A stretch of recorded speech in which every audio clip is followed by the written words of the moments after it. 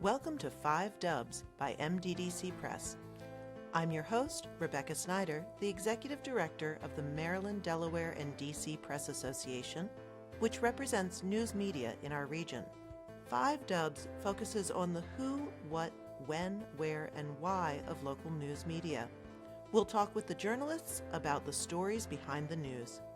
You can find more information about our guests in the show notes or on our website, www.5-dubs.com. Today we're discussing Burl Osborne, the legendary former chairman of the Associated Press and former publisher of the Dallas Morning News. He spent 21 years at the newspaper from 1980 to 2001, during which time the paper won 6 Pulitzers. We have Jane Wolfe and Bob Mong in the studio today. Welcome to you both. Thank you.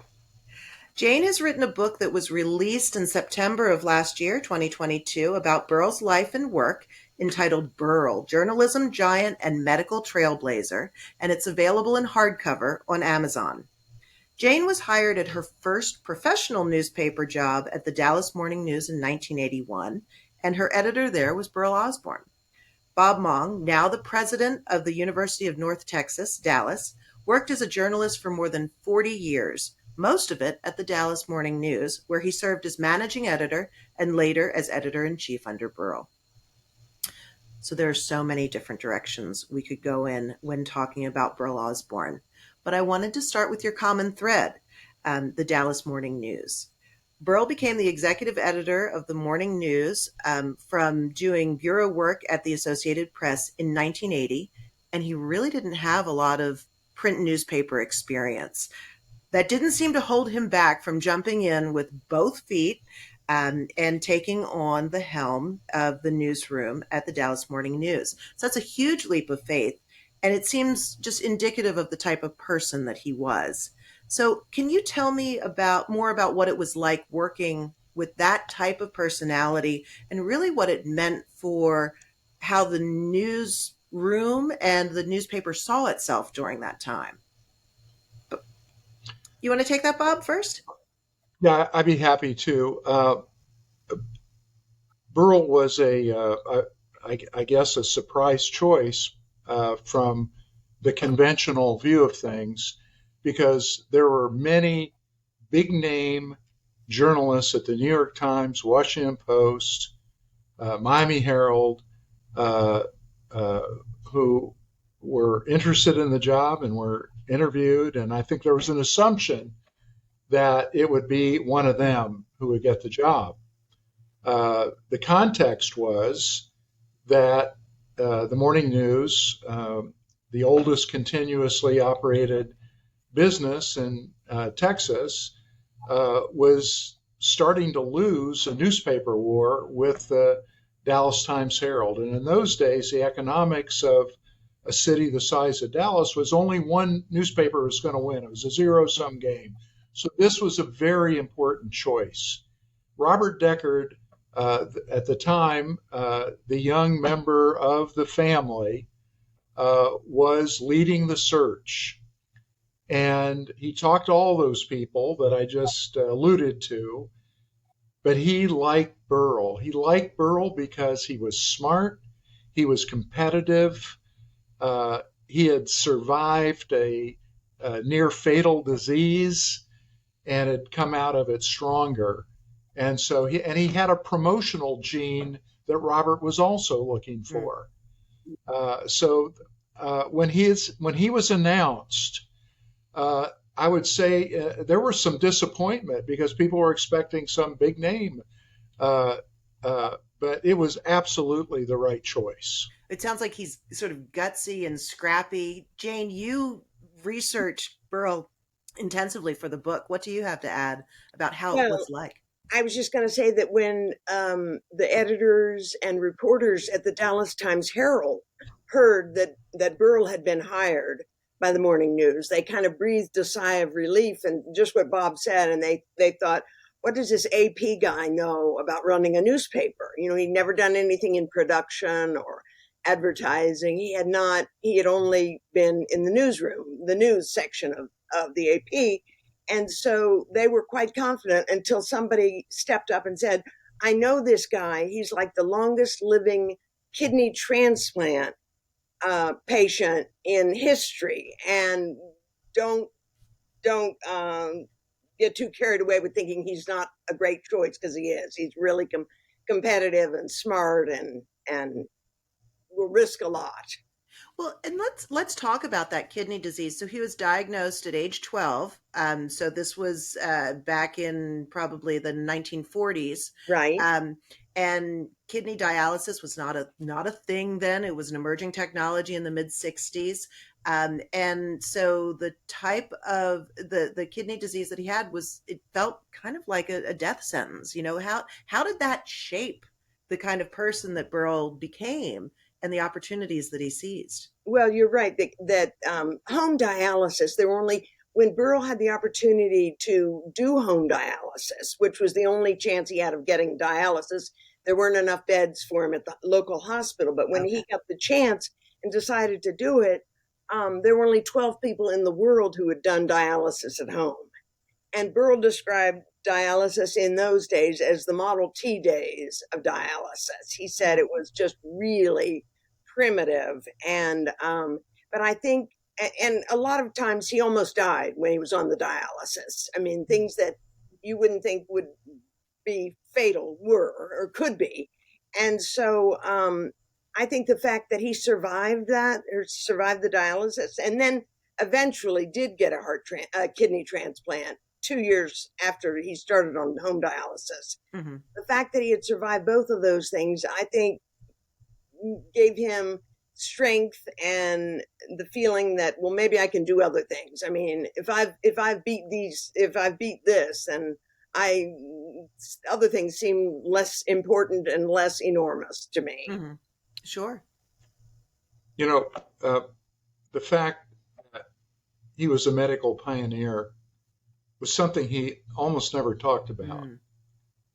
But to me, more than anybody I've ever met, that experience produced a person who he loved every day. There was something about growing up not thinking you're going to live very long, and then all of a sudden, he has a new lease on life. It shaped his worldview in a very fundamental way. Yes. Well, and I also was struck that his childhood and upbringing was not one of affluence. It's never easy having a life-threatening disease, but it's a lot harder to have that life-threatening disease without running water in a coal mining town. And so can you talk a little bit about kind of the early years of Burl? And then the other piece that struck me was, especially about the home dialysis, even though he had some really major setbacks and it felt like they were kind of testing it out as they went along, he took that information and provided it back to researchers and manufacturers to help make the process better. And so it felt like he was always thinking about how to improve the process, even when, he could certainly have been excused for just saying, I'm glad we're done with that, and I'm moving on. I don't want to think about it again. So how do you think those things shaped what he brought to the table? Well, first you asked about his childhood, and it was not affluent, as you say. His mother was a very strong and smart woman, and she believed strongly in education, and she really instilled in him a love of learning and a love of reading. And her husband, Burl's father, had just a second grade education. He was illiterate, and Burl had to go to the library if he wanted to learn things that somebody else might have turned to their father to learn about. Mm-hmm. So yes, and then when he was on dialysis, after he ultimately had 2 kidney transplants. First, a kidney from his mother, and then a kidney from his brother. And he did speak a lot at medical conferences and at hospitals about what it was like in the early days, in the first, more about the first kidney transplant, because that was so unusual. Mm. I, that and so I wanted to go back to something you said about his mother being such Juanita, I believe, Yes. such a strong force. And although I think she had him when she was 16 or 17 and had a lot to contend with, it sounds like she really was a forceful personality in a really supportive way. And Bob, I'm interested. You in prepping for this, we had talked a little bit about Burl's view on diversity in the newsroom, and you felt like he was sort of at the forefront or foreshadowed some of the changes in the industry. And I'd love to hear more about, you know, is it a stretch to say that Burl's example of what women can do, as exemplified for his mother, kind of did that shape how he reacted to diversity in the newsroom, sort of looking at understanding that outward appearances or people's circumstances weren't necessarily the measure of the whole person. What do you think? He was not hung up on elite degrees, that sort of thing. He went to Marshall, he got an MBA from Long Island University. He was very practical about that. And it was another reason some people underestimated him. I remember one time you asked about gender. We had interviewed a really, really promising candidate, and she was very candid.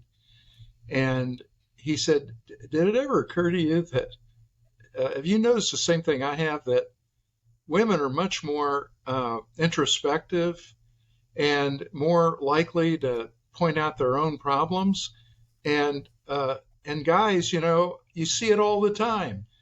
They walk by a mirror, they suck in their gut, they think they look good, they walk away." And so I just thought it was an interesting, I never really thought of it that way, but he had interesting casual observations like that, Mm-hmm. uh, which were, I think, gave you some window into who he Mm-hmm. was. Well, it seems like that sort of attention to the personal detail and being aware and observant helped. You also talked a little bit about his business savvy, which I think is something that, again, sort of in the time period we're talking about, the newsroom was very much the newsroom, and and you weren't really called upon to have a lot of P&L responsibility necessarily, and I'm interested to hear, how that, and that's certainly not the case now, but how do you think that approach served him in running the Dallas Morning News, and especially in that newspaper war? You'll have to tell us also how it turned out. Our Well, listeners may not know. yeah, well, first of all, he was awfully good at it. He had, as Robert Deckard noted, he had a promotional sense, uh, but he was also, he went to school on advertising. He went to school on circulation and the business behind circulation, and understood, how it worked, and could ask really good questions. He also threw me out of my comfort zone all the time by giving me assignments that included business roles, and uh, and put me in situations where I really had to grow, or I would not have succeeded. So, uh, but he had a very good business mind, and better than a lot of the people who ran the business departments at the news at that time. But he did not look down on the business side like a lot of editors did. I never heard him criticize, the fact that an editor reported to a publisher, and the publisher had, advertising responsibilities. He was just much more mature than Mm-hmm. that, and I think maybe to some extent uh, it didn't put him in the pantheon of some of those hard talking editors who are always posturing against their business sides. He wasn't like that. And it influenced me. I wouldn't like it either. Jane, what Right. And I in your think research? Yeah, go ahead. I was just going to say that I think one of the reasons he was interested in leaving the AP, where he was strictly in charge of news, and coming to Dallas, which was a big, in his words, roll of the dice, was that he wanted to run a whole company. He wanted to be in charge of a whole company with lots of different divisions, and he, I think, believed he could do it, and he did. He did, and I feel like a lot of what he was doing really was very forward thinking, and probably was the impetus to kind of in terms of doing business differently. Do you think that gave him an edge in the newspaper war and how that turned out? No question. He sized up the advantages and disadvantages of the Dallas Times Herald and the Morning News. The Times Herald, based in Los Angeles, meaning if they wanted a big investment, they had to go out there, fly out there, make the ask. He could walk up the stairs and talk to Robert Deckard and build the case. He was incredibly strategic. One of the key things in the newspaper war was face both papers. Do we build a press or do we not? A new press, a series of presses, or do we stick with what we've got? Burl was a huge advocate for building a new building off campus and with the latest presses. And it really, from the moment that opened, and from the moment the Times Herald decided not to take that leap of faith, the newspaper war was pretty much determined. And everything down, he was so strategic. People would suggest obituaries. The Morning News would do them. The Times Herald would not do them often. But the people at the Morning News knew who should be written about. It made a difference. Little things like that made a difference. And then, strategically, where should we start to really get good? Because it was a mediocre newspaper. And the Times Herald was a better newspaper than the Morning News when he got there. And so what is it going to take? And are you going to invest in these changes? That was the question he posed, and he was promised support, and that's why he came. And so I think it's so central that local news is sort of the thing. It sounds like from what you're saying, Bob, having that local focus, sort of being connected enough to the community to know who to write about in the obits, investing in a size, and it's a huge investment to build a newspaper press and a new building. Do you feel like that signaled to the community that the Dallas Morning News was here for them, here to stay? And what lessons do you think that has for the current state of news media as we see more and more sort of large companies and hedge funds gobble up the local news? Well, what does the market want? Robert Deckard and one of his college chums, Jeremy Hobrecht, commissioned a big marketing report. And the report said that the market was hungry for great sports coverage because, the Cowboys were the number one brand in town, but they had a lot of professional sports. And the market people they talked to, and it was a comprehensive survey, people didn't think either newspaper did a very good job. A couple of the columnists were good. And so they said, if I got really good sports coverage from high school on up, I would buy that newspaper.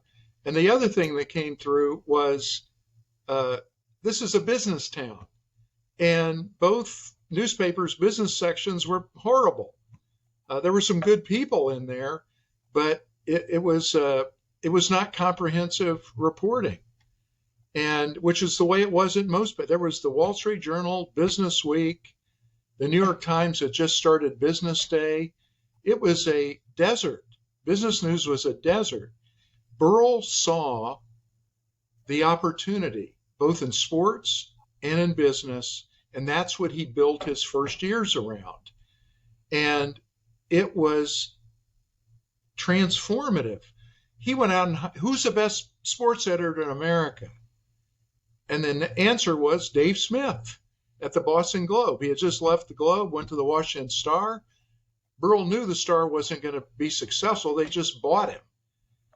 And getting Dave Smith there was transformative for the morning news because he built what Sports Illustrated later called the Encyclopedia of American Sports Sections. And it was huge. And once Dave asked for a lot of space. He was very demanding. They often fought, but Dave was given the running room he needed. For some reason, they asked me to do business, but I gladly did it. It helped make my career. You did an amazing job. Yes. So it was Dave Smith and me, two small town guys from Ohio, and so he was strategic, and it paid off. So, and I think that's wonderful in the way he was so forward thinking and strategic. Now, Jane, you were working as a reporter, also from an Ohio newspaper family, so you had an experience of the news industry in a different way. What did that feel like as a reporter to have that kind of support and focus on, let's see what levers we can pull to make ourselves relevant to our community? How does that feel in a newsroom? Well, it felt great because there was this. I mean, I arrived in '81, and the newspaper war was just really starting up, and it was exciting because we were watching every day. What did the Herald have? What did we have? We were checking the paper. We were checking our competitors. I was put in charge of the Park Cities, and that was my beat, which is a small community, a very wealthy area in Dallas. And I thought, well, this isn't going to be much but that's where a lot of our readers were, the people that we wanted to be reading the morning news and not the Herald. And so a lot of times my stories were making it onto the front page. It was exciting. And then the Herald stories, the woman who covered the Park Cities for the Herald, her stories were also on the front page. It was a competitive, exciting time. And I tried to write about that in the book, how exciting it was. Well, and that's a whole sort of another, there's not as much competition between news media organizations now. We see it sometimes online or in niche publications, but sort of that large scale, two major dailies kind of battling it out. We just don't see that very often anymore. Jane, I was reminded when we were talking about sort of Burl's forward-thinking ways, what you had said about his attitude towards the internet, because he was at the morning news from 1980 to 2001, which is a huge span when you're thinking about how journalism is changing. And so can you tell us a little bit about his attitude towards the internet? Did he see it as an opportunity? Did he see it as, did he push it away? What was going on? At the beginning, I think he was interested, but not hooked. And he put a couple of people in charge of getting the morning news, or not the morning news online, but getting different stories online. Mm-hmm. That could be, that the paper could then, publish in print edition later. But he said, come back to me when you figured out a way to make money out of this. And the guy that was put in charge of it said, well, we figured out a way. And they told him about, Timothy McVeigh. Do you remember this, yes. Bob? I think when the Oklahoma City bombing took place, we were able to get the story. We were able to break the story online. And that showed Burl and everybody else that you could break a story online and still have a huge audience for it, and still it be the right thing, the right place to break a story. I mean, instead of waiting for the next day's edition, sure, you could do it right away. And there was another story as well, but that was the one that I recall. That's exhilarating. And Bob, do you feel like from the newsroom, because at that point were you editor at that point, or what was your role? Uh, I was editor in from 2001 until I retired from the paper in May 2015. And so, yeah, I was there, and during the whole digital transformation, and uh, he was extremely analytic about uh, what we were up against. Because Monster, if you remember, Mm-hmm. Monster was coming on strong. Uh, he was eager to partner with them. They weren't eager to partner with us, but he said, "Look, we have, let's say, just this is close, but let's say we had $600 million in revenue in 2000, and but 200,000 was coming from classified Mm-hmm. advertising. Think about that. And that whole area was run by a high school graduate. She was smart, she was talented, but there was no way she was going to be a match for what was going on at Monster because it was a better mousetrap. He said that very word. It is a better mousetrap, and so he was, trying to when he retired, he was trying to morph it in there. And Jim Maroney, another family member, had been over all of our digital operations. And so Jim came over when Burl retired. Jim came over as publisher. I became editor.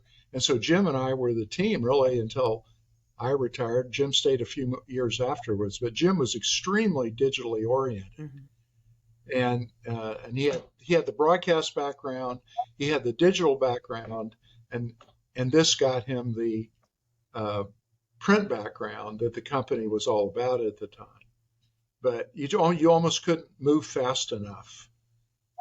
Jim is often, I think, underestimated as far as how digitally oriented he was and how forceful he was in moving the company in that direction. But it was hard for a lot of the folks on the board to give up all that Sure. revenue in exchange. It was like a $1 to $10 exchange. $1 to digital, $10 for print. Hard to give Oh, up. the industry's still Uh, struggling on that. I mean, I don't think anyone's really they cracked the are. code on that, and They it's are. it's a long-term They are. challenge. Um, I know we're starting to wind down, but I couldn't leave us without talking a little bit about the charitable works that Burl did, and it always seemed like he was an expert at just weaving his passions into his charities. I was struck by the his love of fine wine turned into the Dallas Wine Festival in the mid '80s, and after he retired, he volunteered as he was the chair of the board of the Associated Press, and he led through many board positions, a lot of news societies. So um, it sounds like he was interested in leaving a legacy and his impact on the industry and those organizations that he served in a charitable role. Can you tell us more about that? Well, he created with Robert Decker the Dallas Morning News Charities, uh, which raised millions of dollars for homeless and hungry people in Dallas, and eventually morphed into a focus on transitional housing for transitional homeless. So he kept evolving his interest. You had to take care of the chronic homeless, but he also saw that the fastest way to get people out of that situation, if they had just had a run of bad luck, was to get them transitional Mm-hmm. help. And so he was very influential. Never got a lot of credit for it, but that's where he was coming from. And so that was a very important charity. He did a lot for, you know, various kidney charities without ever really seeking any credit. Uh, so yes, he had a heart for that. Mm. Jane, did you want to add anything to sort of? No, you mentioned that he was on a number of corporate boards, and he ultimately became the chairman of the Associated Press board. So that was, I mean, I think his wife, his widow, Betty, said, can you imagine? He became chairman of the largest news gathering organization in the world, and his father never learned to read, couldn't read. I mean, it's just, what a life. Absolutely. What a huge span. And so as we close out, I wanted to ask each of you, what do you take away from Burl's life story? I mean, there's so many. He really had a wonderful journey, a really encompassing so many areas, and any one of the things that he had done would be, wow, that's an amazing man, that's a terrific career, but he just sort of kept reinventing himself. What do you take away from his life story? You, I'll okay. say this because it's probably going to be unexpected to you, but he did a lot of things uh, outside of journalism for the public good. Uh, and when uh,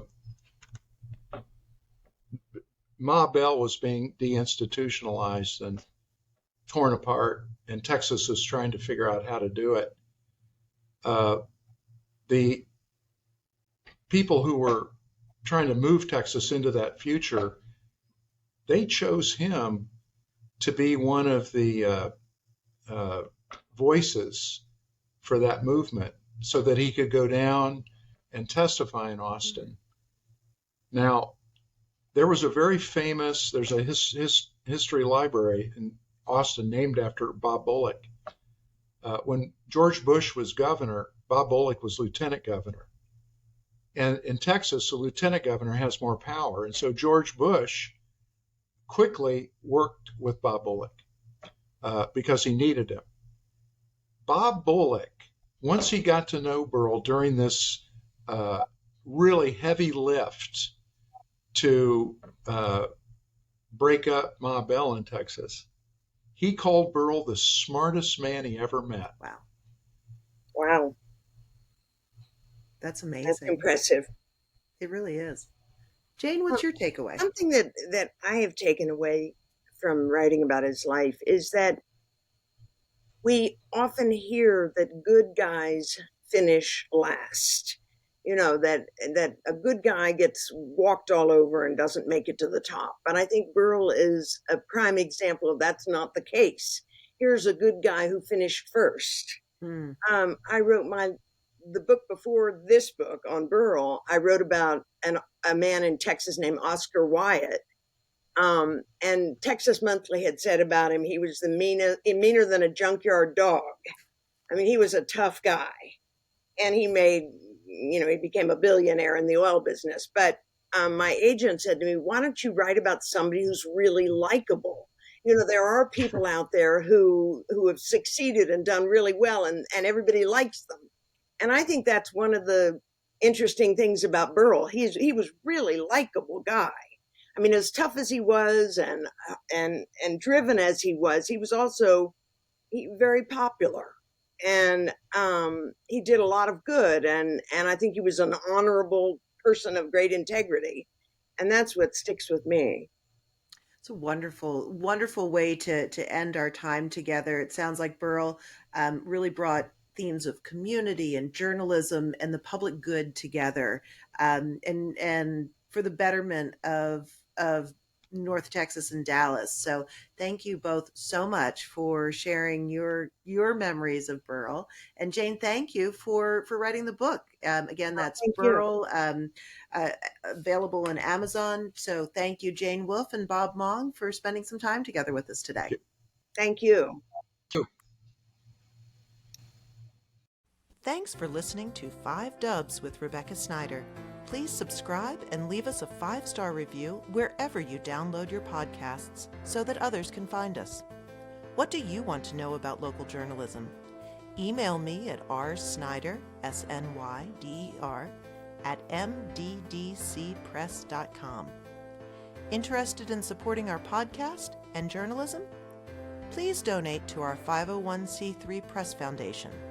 Find out more and see the full episode list and show notes at www.5-dubs.com.